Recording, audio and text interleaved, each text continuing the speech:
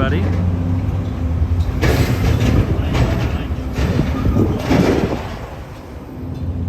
Man, it's cold out. Hope everybody's doing well. Get started here in just a moment. Welcome back to New York City. See Paul, what's going on? Troy, it's good to see you. Alan, welcome everybody. Welcome back to NYC. Katie's here, what's going on?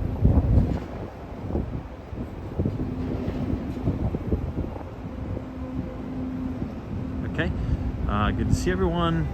We'll get started here in just a moment.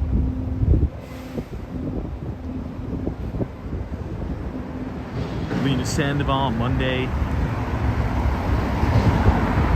Back again here on 57th Street.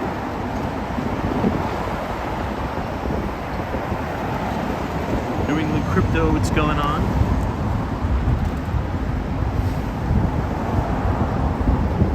We have Bitcoin holding steady over 100,000. Roughly 104,000.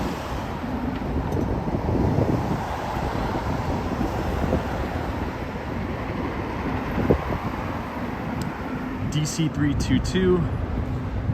Ozzy says your voice and the audio are low. Have to figure it out.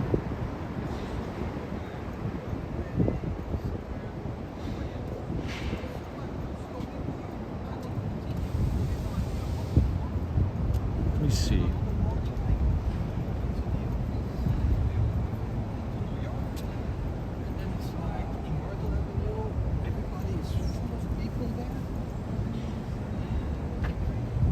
What about now? What about the audio?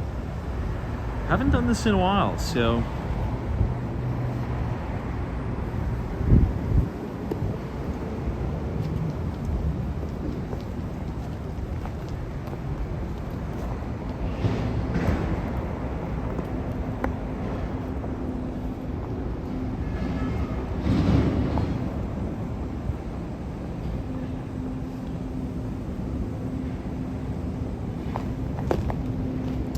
maybe the mic.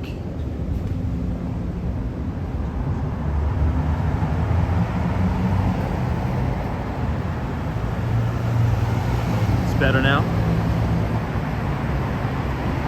Just unplug the mic and plug it back in.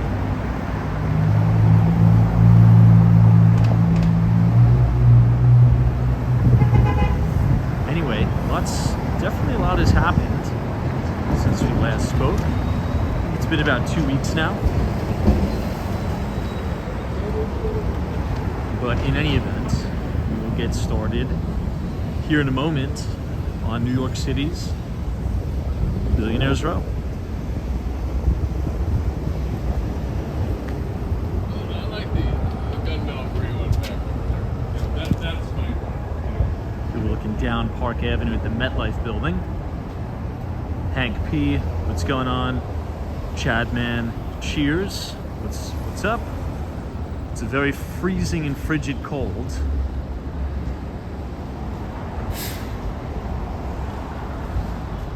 Here in New York City, but that's all right.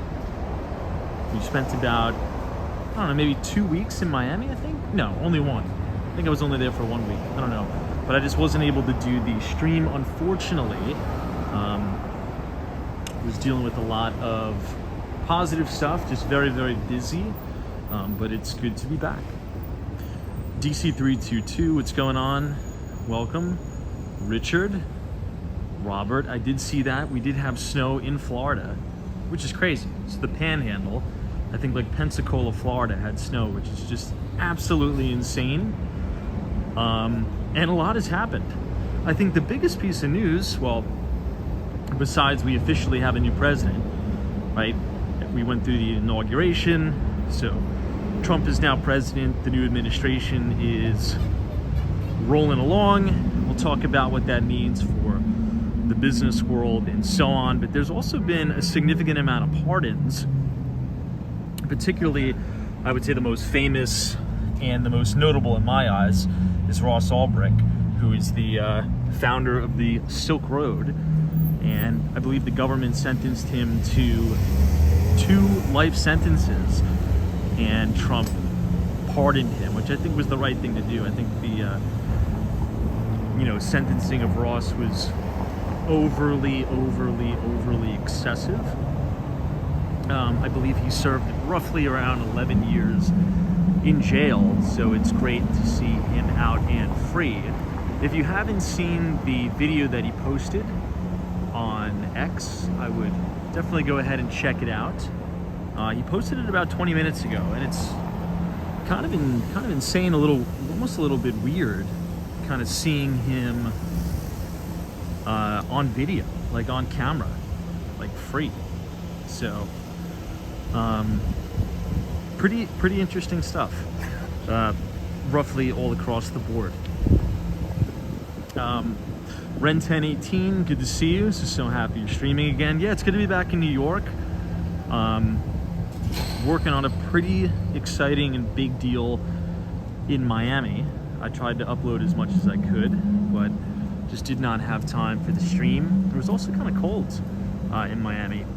We have 432 Park Avenue right here, looking great, as always. Now, another thing I'm kind of really curious about, I'm sure all of you saw this today, Trump is going to release the JFK files. I think he just signed the order today that all of the JFK files will be released, as well as the MLK files. That is pretty insane to me. I honestly didn't think he was ever going to follow through on that promise, but he did. So that is probably what I'm most excited about. I know it really doesn't relate to the financial markets, but I think everybody is really excited to kind of see what really happened. I mean, like, I don't know. I just can't wait until we really get a deep dive into that and really just understand what happened. How much was the FBI's involvement or the CIA's involvement? Who knows? But we're going to find out. Now, there are people saying that, and I don't know, this is probably just more conspiracy stuff. A lot of people are saying that it's not going to be the real info that's released. I have no idea if that's true or not, but I, for one, have been so interested, just really ever since I was in high school, about, the JFK assassination. Like, I think many people are. I mean, there's been, people that dedicate their entire lives to thinking and understanding what happened there. So it will be very interesting, to say the least. Anyway, Who Dat Dave, what's going on? Good to see you. Richard Scott says, I was interested in hearing from Trump about the drones flying around. Well, I think we already heard from Trump about what those drones were, right? Oops, sorry. I'm just adjusting back to the freezing cold. I think they're a non-issue. I think that the government knows what those drones are. In my view, it's probably just some sort of government testing or surveillance. I don't think there's any foreign entities or foreign adversaries there. Anyway, speaking of number 47, we're right outside Trump Tower right now. Look at this. This street's going to be blocked off pretty much in perpetuity. Michelle K, what's going on? Brad's Brain. Thanks so much for joining us. Hopefully everybody's doing great. Don, cheers. Hold on one second.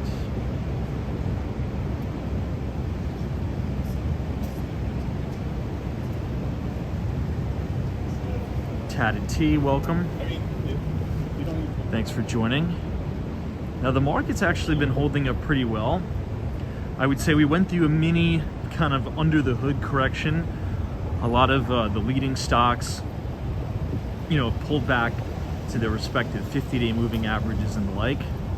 But we've gotten a little bit of a rally here, and we are, I would say, in a quite a bit of a holding pattern. Now, sentiment on the street, at least in the business world, is very positive, regardless of what you think about, the new president or not. I don't think that really matters. The sentiment in the business world in general is very, very strong. There was an interview with Stan Druckenmiller, who's arguably one of the greatest investors to ever do it. And he said, he was asked what he thinks about the market, what were his overall thoughts about the economy. And he says, well, for one, we're going from arguably one of the most anti-business administrations in recent history to the most pro, or so it seems, pro-business administration in recent history. To use his words, not mine. Now, another thing that's interesting to think about, right? The S&P 500 performance throughout the Biden administration has been phenomenal. The market has been really, really good. We've had back-to-back years, 2023, and 2024 were back-to-back years of 20% plus gains for the S&P.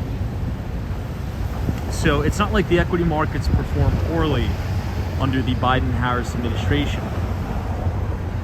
So when you think about the equity market and how it's going to perform looking forward, right, into the next 4 years of the Trump administration, could we see, let's say, another 2025, 2026 back-to-back again, years of 20% plus gains in the S&P? I think it's rather unlikely. However, I do think that 2025 is going to be a very, very good year for the equity market. But obviously anything is possible with, AI, with this big push for efficiency. Another executive order that was signed is everybody's going back into the office. So Trump quite literally killed the entire work from home, at least for the government sector, right? Just totally killed work from home in and of itself. I think Elon Musk had a lot to do with that. That's kind of a conversation for another night. However, I think the market is in for a good 2025, and we really have to look to financials, because assuming what Trump says he's going to do, he's going to do. Trump is a deal maker. He's promised to axe a lot of regulation, and that should lead to a boom on Wall Street in deal making, such as M&A activity, mergers and acquisitions, as well as IPO activity.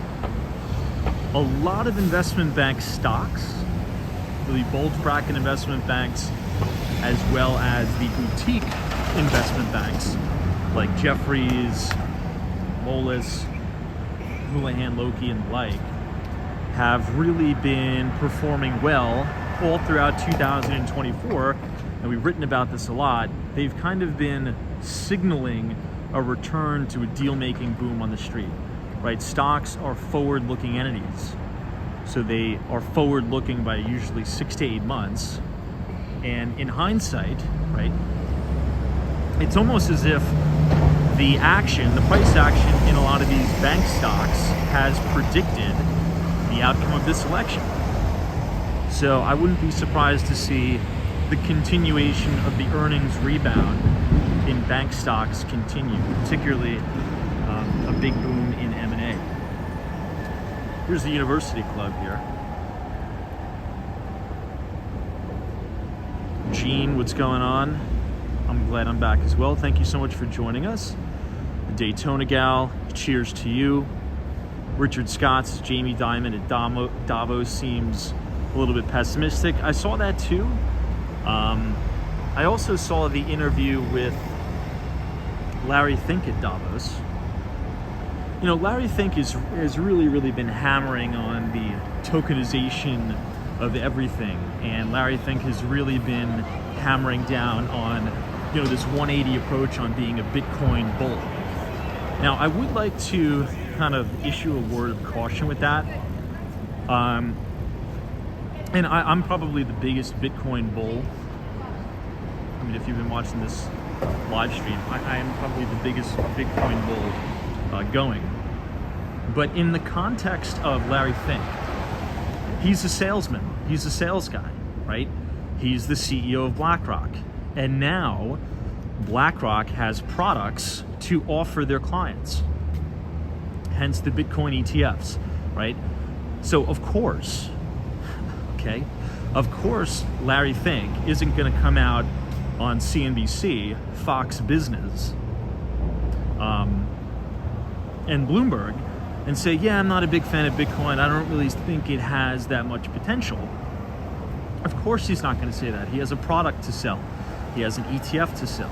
He has AUM to collect, right? So he's going to be out there hammering on it and talking his book, which I don't have a problem with at all, right? So the caution is not to say that I'm bearish on Bitcoin, which I'm not. I'm a raging bull on it.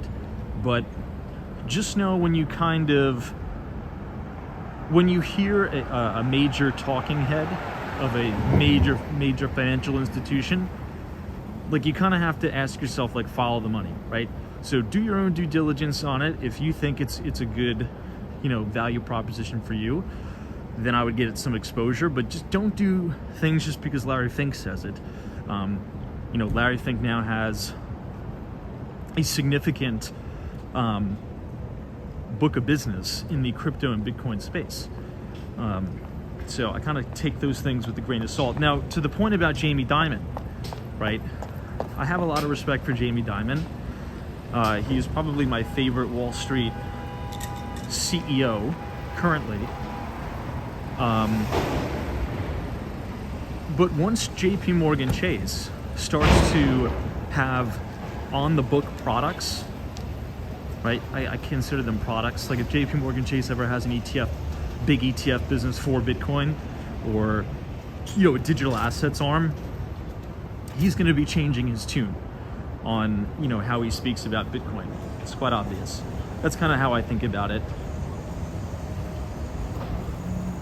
Hey, Triple G, what's going on? Says, hey, Tom, nobody loves the economy more than BlackRock, Vanguard, and Fidelity. Just saying. Good to see you, Triple G. Omar says, Diamond is doing the same. Talks crap about crypto, yet Chase is buying it. Well, I don't know if JP Morgan Chase has a specific offering yet.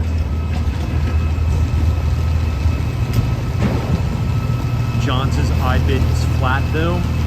I mean, it's up. I wouldn't say it's flat. It's trading into new all-time record highs. I mean, Bitcoin's at, 104,000?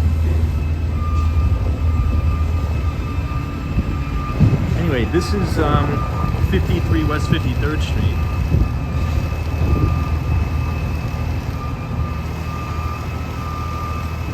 Kind of a cool shot of 432 Park Avenue in the distance there. Now, what was also a little bit very, very intriguing, at least to me, right? Specifically about the inauguration. And this isn't to get political. We're going to tie this back to the economy and the market. But did anybody notice? It's almost like it wasn't even a presidential inauguration. It was like a tech Silicon Valley, reunion. Did anybody else feel the same way about the inauguration? It seemed like one big Silicon Valley tech banquet, like reunion. You had Bezos, you had Zuckerberg, Chamath was there. You had the CEO of Alphabet. You had all the big tech bigwigs almost like congregated in the same row. And that is very, very telling about the relationship these big tech firms want with the administration. And I think that is going to bode very, very well for their respective stocks and respective companies. right? Regardless of what your political opinions about what I just said are, right? As investors, I think it's very important we pay attention to that. What's going on here? Got the FDNY coming with a shot. Johnson's not saying you're wrong, but I didn't get that. No, I mean, if you looked at the shots, you know, you had Zuckerberg, you had Chamath, you had Jeff Bezos, all the big tech bigwigs. Essentially, the way I took it, the frame that I took, is that they're all brushing up to the administration. You even had Sam Altman, right? I'm not sure if anybody saw that press conference. You had Sam Altman and then our good friend over at SoftBank, Masayoshi Son, announcing, you know, the $500 billion investment into the United States. So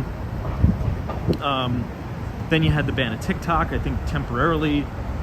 So I think big tech is a big winner for the Trump administration, which is weird because if we were to have this conversation a year and a half ago, many people would say a Trump presidency is very negative for Meta, is very negative for Alphabet. But the show that is going on right now is all the tech bros are getting very, very warm and fuzzy with the president, you know, because they want to play ball, they don't want to be targeted and such. So I think you're going to have this continuation, this super cycle for tech. I mean, what does everybody else think? I mean, that's kind of was one of my biggest takeaways, at least from the inauguration so far. Oh man, it's freezing out. Yeah, Storm Riders is Tech Bro Fest for sure.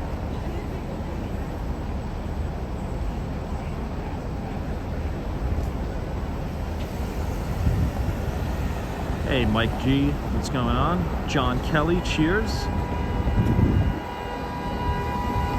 I know, big stuff going on with Bitcoin for sure. Buy the books that seem really sketchy. Brad's Brains is must buying. Twitter changed the entire world. Oh, that's another one that I forgot to mention, right? I mean, to Brad's point, Elon Musk was right there giving his big speech too. So pretty much tech. Oh, Larry Ellison, I forgot that.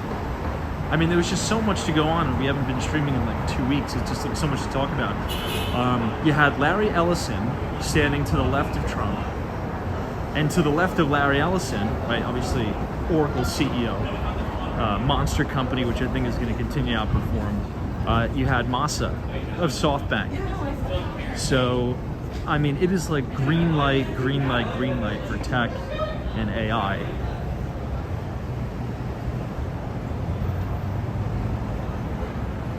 Hey, what's up, Joe Driver? Thanks so much. I'm glad to be back in New York City.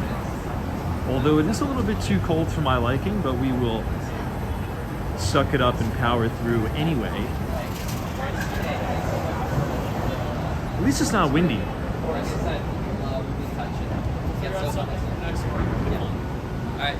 Here we are looking near 157, and then a little bit further up, you have Steinway Tower, the skinniest residential apartment building in the world.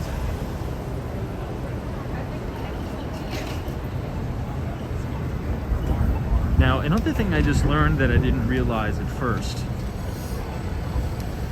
Seth Klarman, who's the CEO of Baupost Group, he also wrote the book Margin of Safety, which is arguably one of the greatest books in value investing ever written. Seth Klarman's Margin of Safety.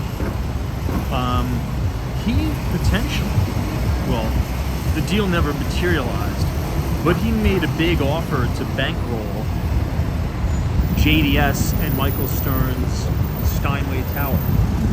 But the deal eventually fell through.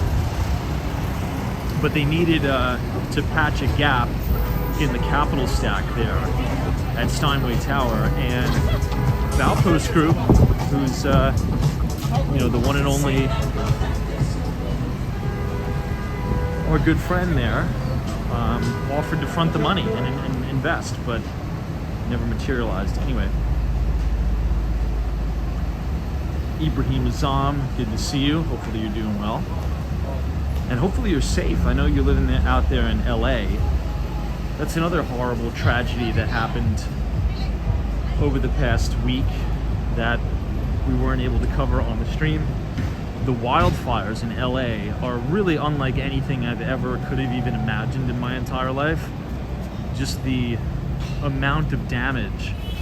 It's almost not even real. I was watching it in real time like many of you on X, and it was pretty much just like a living hell, honestly. I mean, some of the videos that are out on X, people literally running through fire tornadoes to get to safety. It's just, I mean, I just don't even have any words for it. It's insane. I mean, not to be a pessimist, but I just don't understand. I mean, I don't even understand how you can rebuild from that. It's going to take years and years. I mean, think about just like the fabric of society, right? People, offices, that's hospitals, it just like uproots everything. It's terrible. So hopefully everybody is safe. Just really, really horrible what went on in California. So hopefully, if we have any viewers in LA, hopefully you guys are safe, and you know, I pray to God that your homes weren't hurt or burned down. It's just crazy what happened. Hey, Cosmos here, what's going on? Thanks so much for joining us. Daytona Gal says the fires were relentless and heartbreaking. Ramiro says, what's your opinion on Trump coin? Thank you. I think it's just all a grift. I mean, I've been getting hammered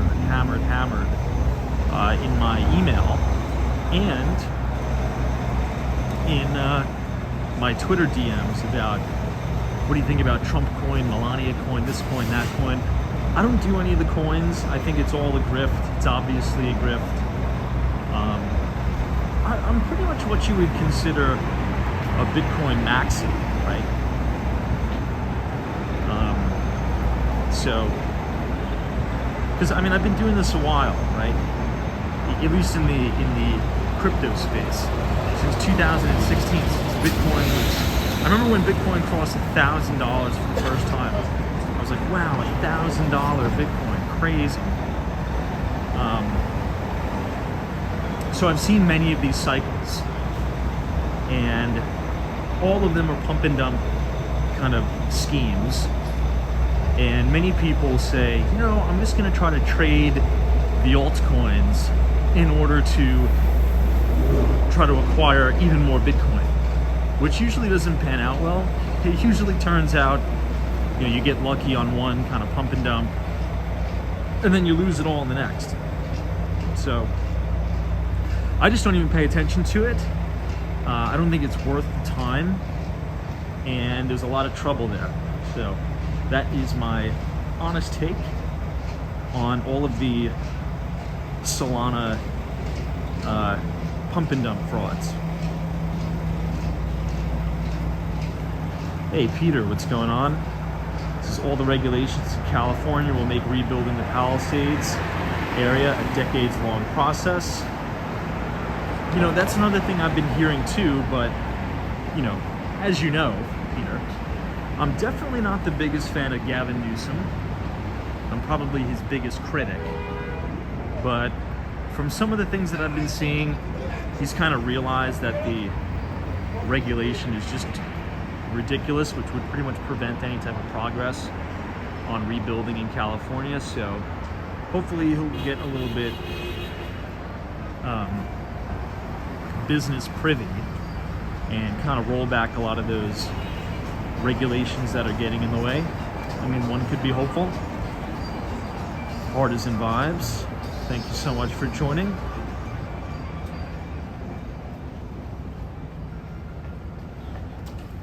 But yeah, I mean, the devastation is just crazy. Like, some of the air, I'm not sure if you guys saw any of the drone footage from California, but the drone footage is what gets me the most. It's like crazy. It's almost like an Armageddon. Like there's physically nothing left. Like literally nothing left. Right? When people say, oh, there's nothing left. No, but this is like literally nothing left. So it is really crazy what happened in LA. Hey, Ed Dunkel, what's going on? Thanks so much for joining. Hopefully you're doing good. Melissa 2087 says, did you watch the inauguration? I watched little bits of it. I didn't watch the whole thing. But my biggest takeaway from the presidential inauguration is that big tech wants to get on the good side of Trump. That was my big takeaway, right? It's who can get closest to Trump, who can, get on Trump's good side. And my prediction is that the Trump administration is going to be very, very, very bullish for big tech, which is crazy to say because, again, like I mentioned a little bit earlier in the video, if we were to have this conversation about a year and a half ago, almost everybody would agree that a Trump administration would be very negative for tech, right? Because Trump has repeatedly made statements and tweets and posts, whatever you want to call them, really demonizing and going after big tech, whether it's justifiably so or not. I'll leave that up for you guys to decide. That's not my time or place to say. But now it's like everybody's getting on the bandwagon, and it's how can we do business to the best of our ability, right? The inauguration was just like a big Silicon Valley get-together. You had Zuckerberg, you had everybody there from the All In Pod, David Sachs, Chamath, CEO of Google,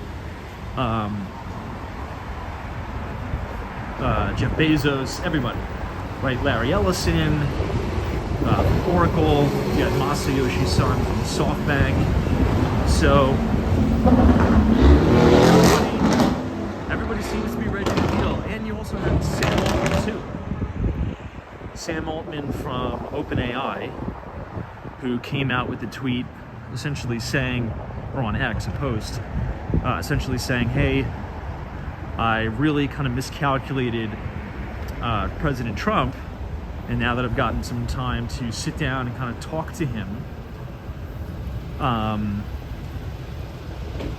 very optimistic about the future. So whether they're sincere or not, that really doesn't matter.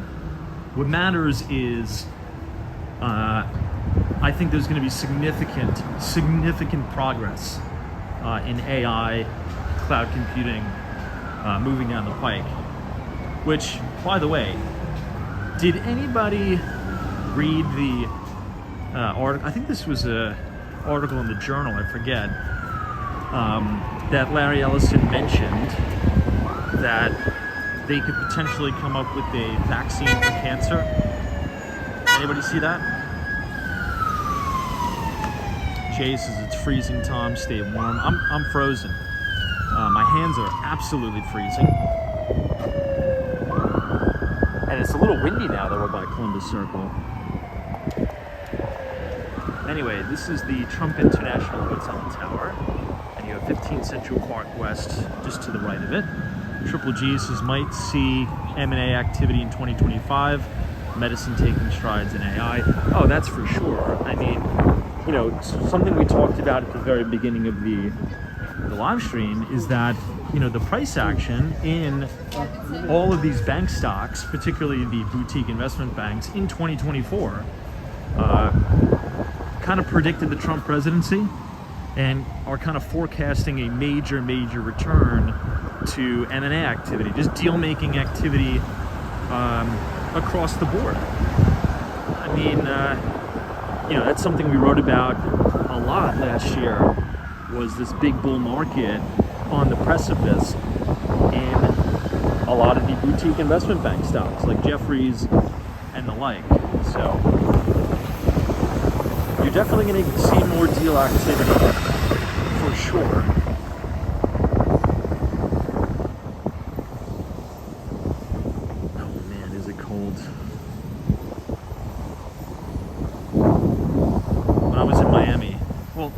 it wasn't hot and it wasn't cold, but some nights were pretty cold. It was like 60 degrees, but man, does 80-degree weather feel amazing when it's single digits here in New York. Hey, what's up, Paul? Good to see you. Thanks for joining us.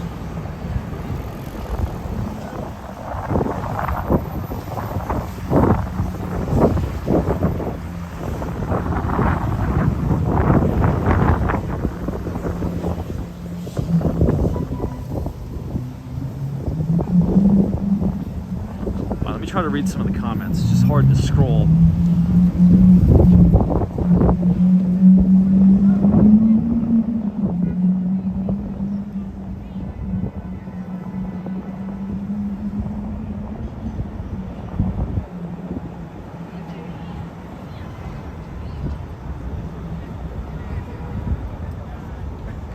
Buy the book says, do I have heated gloves? Unfortunately, I do not. I do not.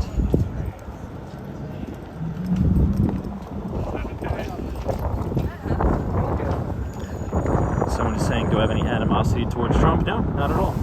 I'm glad he won over Biden. That's just my personal political beliefs. But, you know, from a market standpoint, right, which a lot of people, I think, tend to forget, it's a hard line to toe, right? Because equity markets performed very well under the Biden-Harris administration. As we talked about, one of the main reasons driving that rally is government spending, right? And that's a big conversation that needs to be had in the U.S. The fiscal side of the house, right, you have monetary policy and then you have fiscal policy. Monetary policy is the Federal Reserve, right? Our good friend Fed Chair Jerome Powell, who I think gets his balls busted a little bit too much, but comes with the territory. And then you have the fiscal side of the house, which is the government spending. Let's make a left on 57th Street because it's so windy. Holy crap. The government has been spending a lot, if you haven't noticed, and that is very good for markets, right?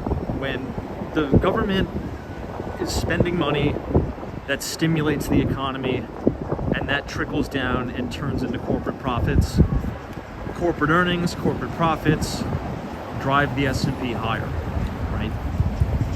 And the Biden-Harris administration spent a ton of money.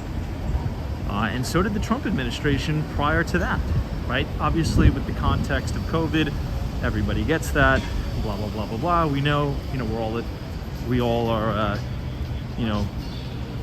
intelligent individuals. We understand that context without needing to be explained. But that is what's really driving these markets. And I'm a conservative guy. Trump is not a conservative from his politics on the economic front. And the reason being is because Trump's a real estate guy. Okay, Trump is a big debt guy. So I think the markets are going to continue to perform well because I think Trump is going to continue to spend big. Now, whether you think that's a good thing or a bad thing, I'll leave that up for you to decide. However, I think there may be a balancing act here to spend big, but also to have our GDP potentially double, right? And this is an interesting conversation that comes from the Deal Book Summit. There was a really good interview with Andrew Ross Sorkin and Citadel Security CEO Ken Griffin. And what Ken Griffin said, which kind of really changed my perspective on a lot of this stuff. Ken Griffin's a really smart guy. He said, look, we have to stop focusing on the wrong side of the equation, right? He's like, you can only cut spending to zero. He's like, think about the other side of the equation. Think about how we could jack GDP output, income production, right? Think about that side of the equation. Think about the growth side of the equation, right? And I kind of agree. Sometimes conservatives can be too conservative and kind of play small.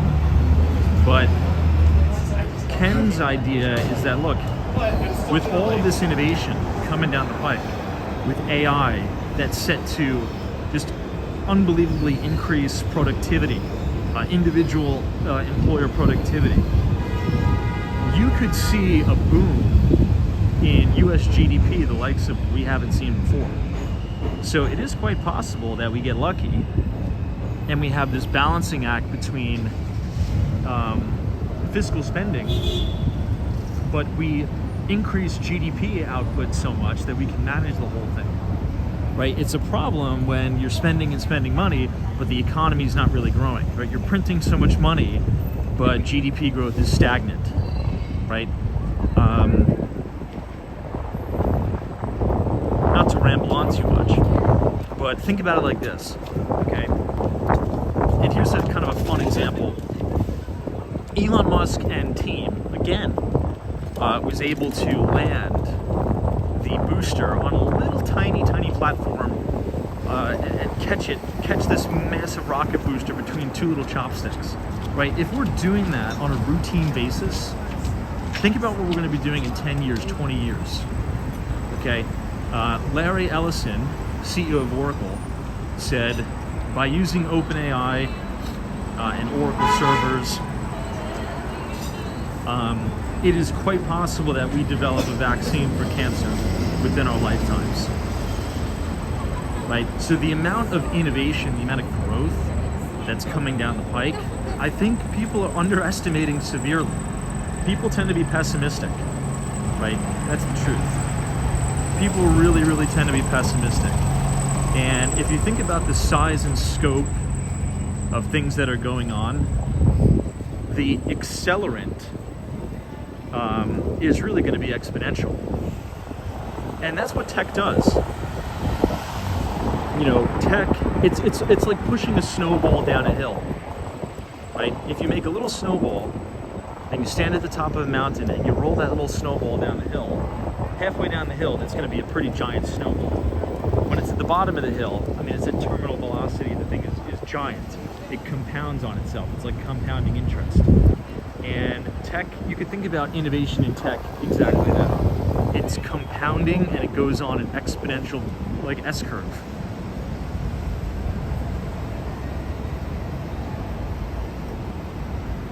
This is the old deli here. The old Carnegie deli, I should say. Hey, what's up, Pete? Good to see you. Brad's brain says AI is a positive change, or is a positive, and it will change the world in tremendous ways. I wish it would move even faster. Yeah, what's coming down the pike is going to be unbelievable. Peter says a Doge can cut nearly $2 trillion by closing departments and duplicative programs, coupled with tax cuts, which have increased government revenues in the past. We can grow out of the problem. It's very possible. It's very possible. Now, Peter brings up another good point. Maybe he didn't mean to bring up this point. I'm sorry if I'm stuttering. I'm adjusting to this cold from 80-degree weather. I believe in the law of slow-moving disasters. At least I think this is the right analogy. The United States is very good at and humanity in general, right, is very good at adapting. If you haven't noticed, we're very good at adaptation. So we see a massive problem all the way down the road, and we tend to figure it out, right, all the time. There's always going to be something to worry about, always. There's always going to be a new boogeyman. And I went on Amazon over the holidays, and I'll show it to you guys when I get back to the office. I bought a chart, a massive, I mean, this thing is freaking massive. It could probably fit over like a dining room table, of the S&P 500.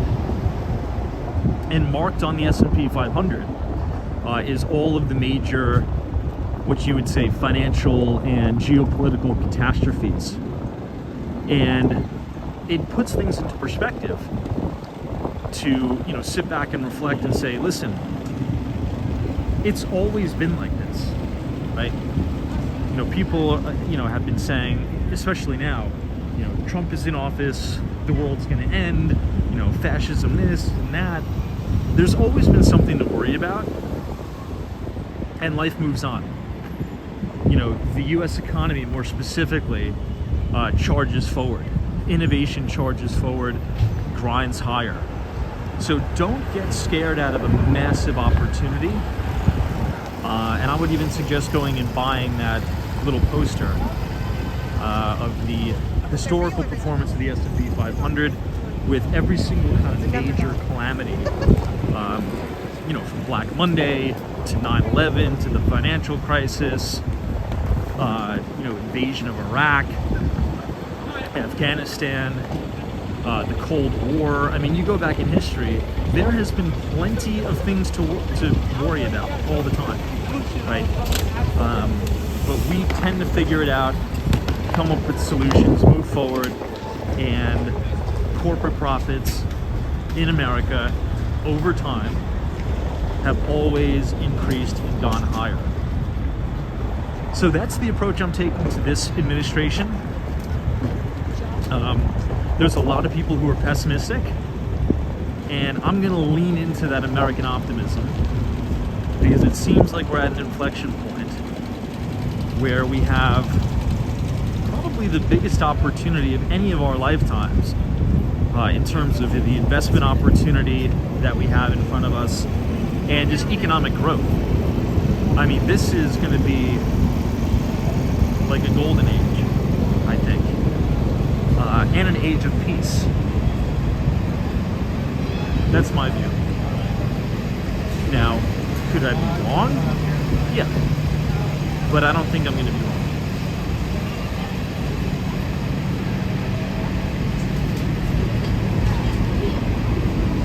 Hey, what's up, Kevin? Good to see you.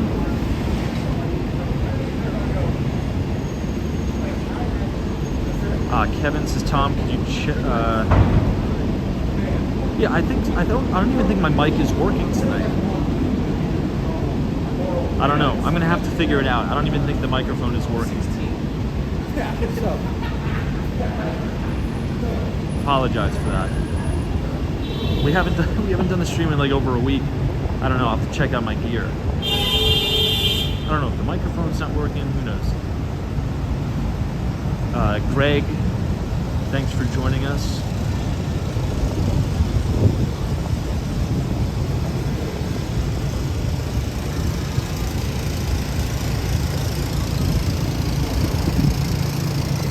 Anyway, if you guys are enjoying the live stream tonight, feel free to leave a like on the video and click the subscribe button if you're new. We generally do these streams every day, starting at 8:45. I got hangry, and then it was like...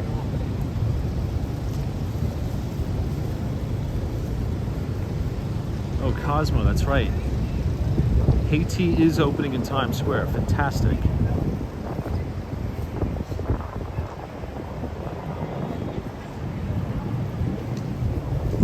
Yeah, Brad's brain. SoFi is looking good right now. Robinhood is looking fantastic as well. There was a lot of base breakouts this week. I want to be a GMO. Says, missed you, Tom.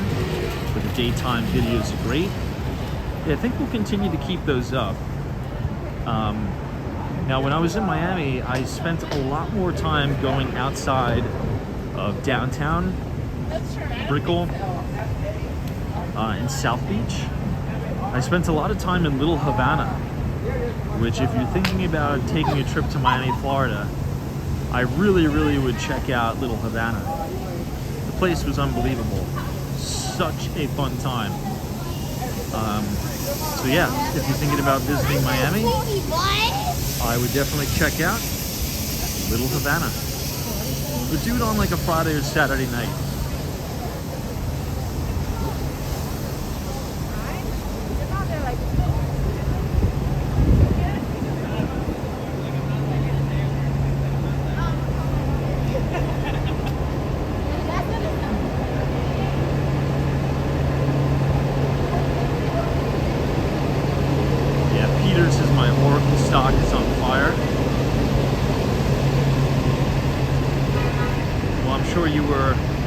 excited to see Larry Ellison standing right next to President Trump in Mossison.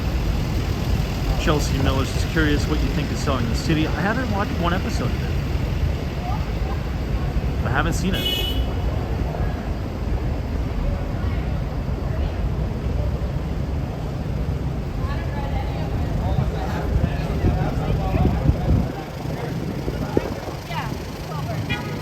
Tariq Khan is talking about Robinhood. Yeah.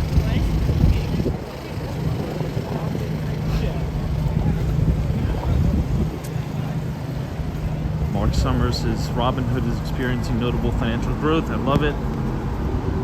Yeah, it's and the stock, it hasn't even broken out of its stage 1 IPO base yet. So I think that stock will probably handle and then go into new record highs. You know, I wrote a little bit of a piece about what I think about Robinhood. And I make a comparative analysis to Charles Schwab, right? In the early days of Schwab.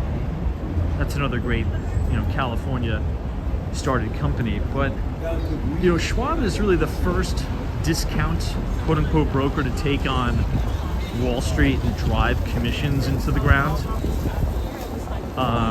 And Robinhood is the 2010s age of Charles Schwab, right? Huge disruptor, monster disruptor, and they're growing so ridiculously fast. Every single person under the age of 30 that invests pretty much has a Robinhood account. Right? I even have a Robinhood account now. I've capitulated. So, regardless of if you like the company or not, I tend to actually not like the company. But I'm not going to be stubborn enough to keep me from a good investment, if that makes sense. What Robinhood has managed to do is seriously admirable.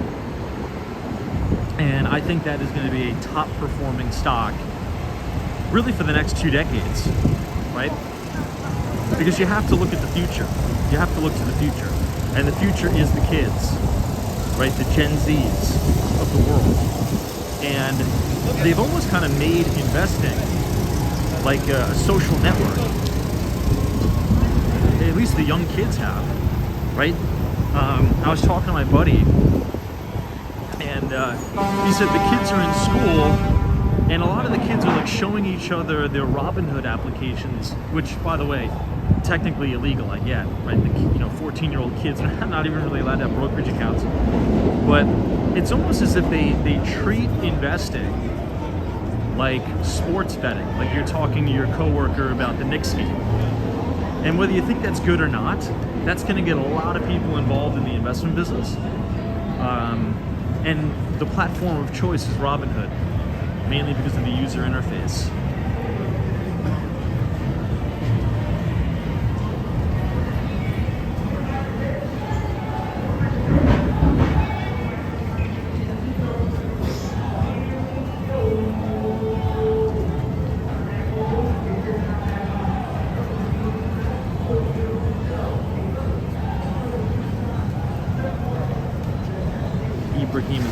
Says you were right on point, Tom. That is what I have observed in school as well. Yeah, Ibrahim Azam, I think, is about ready to graduate high school and head off to college. Now, when I was graduating high school, nobody really talked about, stocks or investing, right? Because we didn't even have those applications on our smartphones at the time in 2013, right? So it's huge. That's also why I think it's a big mistake for Vanguard when they came out and said, we're not going to be offering our clients Bitcoin and cryptocurrency related products. Because at the end of the day, I understand that the founding principles of Vanguard and John Bogle, maybe he wouldn't have liked it, but the reality is, if you want to run a business that's going to stand the test of time, you have to service your future customers. You have to be thinking 10, 20 years down the line. right? The 80-year-old, 70-year-old, 80-year-old customers of Vanguard are not going to be around in 50 years. Right now, to kind of get gruesome. But that's the truth. They're not. If you're 80 now, you're not going to be around in 50 years. I mean, maybe you will. It's the Gen Zs that are going to be inheriting all of this money. Right? That's another thing that nobody talks about, which we'll have to, maybe I'll write a deep dive on this. But another economic powerhouse that is set to kind of hit the younger generations is they're set to inherit an unbelievable amount of money. I mean, the wealth transfer that's going to hit these Gen Z kids is going to be unbelievable. And where do you think they're going to put that money? Right? Where do you think that money is going to go? A portion of it is definitely going to go into digital assets and Bitcoin. Right? Again, whether you like it or not, you could think Bitcoin is a scam. You don't like it, you'll never invest into it. But again, think about what the kids are doing. Think about what all the young kids are doing, right? Some kids that I know that are just graduating college now, almost all of them want to work in some capacity in the Bitcoin and crypto space. Almost everybody, right? That is kind of what's hot. Also AI and the like, right? So kind of skate to where the puck is going and try to have an open mind about it. That's what I say. Here's the 2025 numerals here. You're in the middle of Times Square. Not too many people out.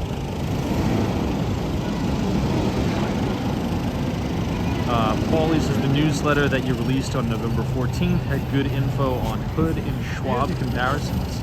Thank you so much for reading. Appreciate it.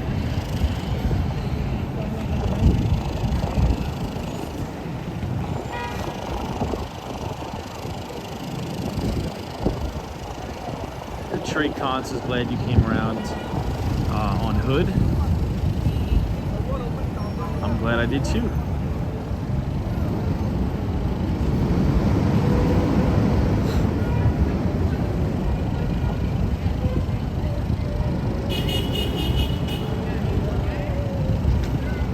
Peters' Vanguard will make crypto offerings.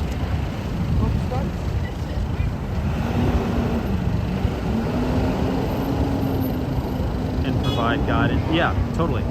Now the biggest thing, and I've written about this too, I think back to 2014 when I would see Tom Lee on CNBC. I remember this like it was yesterday, right? I was in the computer lab at, CUNY John Jay. I'm watching, CNBC clips, and everybody was making fun of Tom Lee in 2014, 2015 when he would come on CNBC and say, look, if you look at the wealth management space across the United States, almost nobody is recommending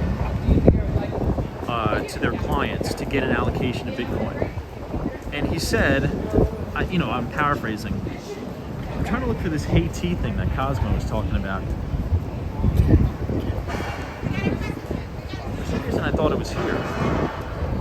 Anyway, Tom Lee said, in 5 years, you're going to have wealth managers across the board recommending a 1% allocation to Bitcoin. And he's like, and in another 10 years, you're going to have broad-based, across the board, asset managers and wealth managers and financial advisors recommending a 5% allocation to Bitcoin for their clients. And he said at the time, that's going to bring Bitcoin to roughly, $97,000 to $100,000. Now, back in 2014, 2015, Bitcoin was under 1,000. And we don't even have the lion's share of wealth managers and financial advisors recommending their clients get a 5% allocation. Right now, it's at about 1 or 2%, and those wealth managers are kind of the forward-looking ones, right? We don't even have any of the sovereign wealth funds in there yet. So this could... Univision.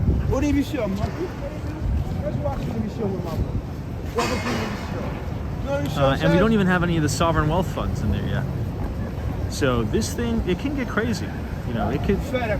I mean, you could be seeing, $500,000, $800,000 Bitcoin in 10 years, without even any effort.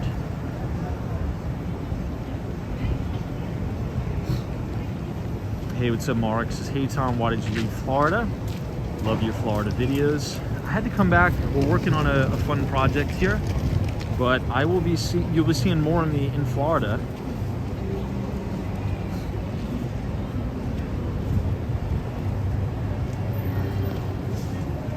John says Bitcoin only finally started going up, but if you look at the last year, no way.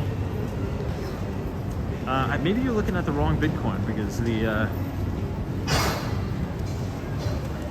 Bitcoin is the best performing asset of 2024.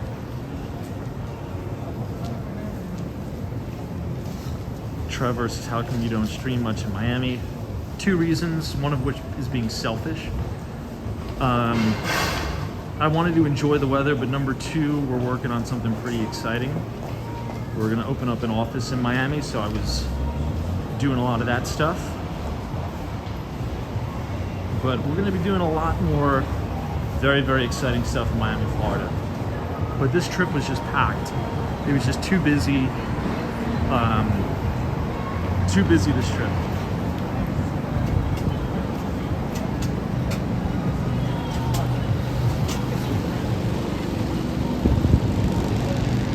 Oh, why is Alice trust but verify?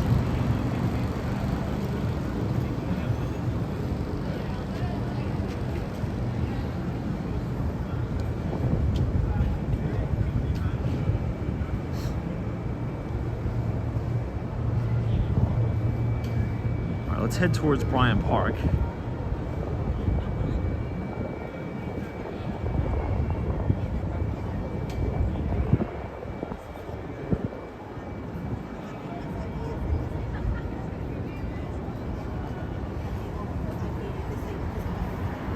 Now, another stock that we've kind of been covering is Netflix. And I wrote a piece about Netflix because one of the stocks I traded back in the day was a company called Twilio. And I had a pretty big position in this company, relatively speaking. Let me actually pump the brakes on that. A big size for the money I run. And I remember very, very vividly, you could look up the ticker symbol for Twilio, Jeff Lawson's company, and the stock gapped up. I think it was up about 20% after hours in the new record highs, and that's actually where I initiated the lion's share of the position. Now, many people would say, why are you buying a stock that's up 20% in the new record highs? I'll just wait until it comes back or pulls back, and I'll buy the dip. Well, on moves like that, the dip never comes. And that is a very, very reminiscent bull signal when a stock that is coming off 6 to 8 beat and raise earnings reports that gaps up into new highs on massive volume usually never pulls back to the 50-day until the run is over. And you just had the same thing happen with Netflix. So if you want to check out the ticker symbol on Netflix, and you go to a weekly time frame, right on earnings, Netflix, we wrote about this, gapped up on earnings, ran into new all-time record highs, and I made a post about this on X, and I said, very, very unlikely that this stock is ever gonna pull back, and you're probably gonna have a gap and go to 1,000. I think 2 days ago, we just touched barely on earnings again, like $998. Which is the Jesse Livermore round number, 1,000. So, you know, when you're thinking about these monster stocks, particularly if they're coming off beat and raise quarters consecutively, when they gap up on thunderous volume, that's actually a sign to get in there and just sit on the bid all the way up. Sam M says you were missed on your unexpected hiatus. I appreciate that.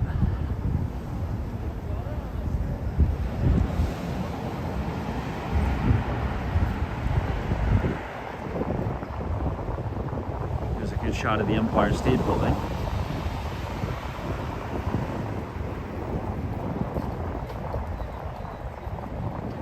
Man, the streets of New York City even look freezing cold.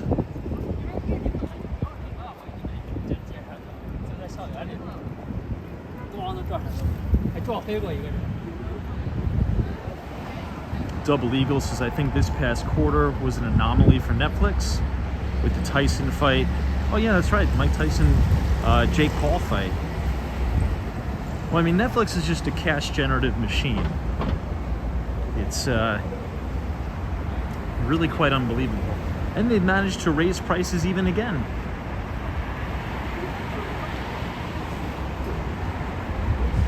I think my phone is gonna die, that's how cold it is.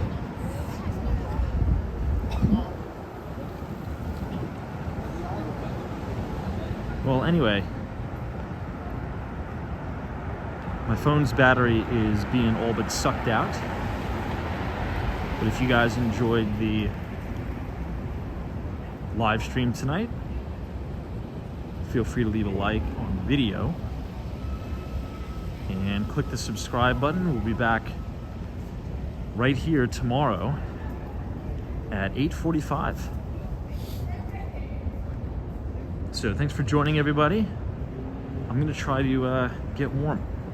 So Paulie TD, thank you so much. Scott Solomon, thank you. Daytona Gal, Jeff Bezos, the Joyful One, Ibrahim Azam, DC322, Paul, Mohammed Peter. We'll see you guys tomorrow. Take care.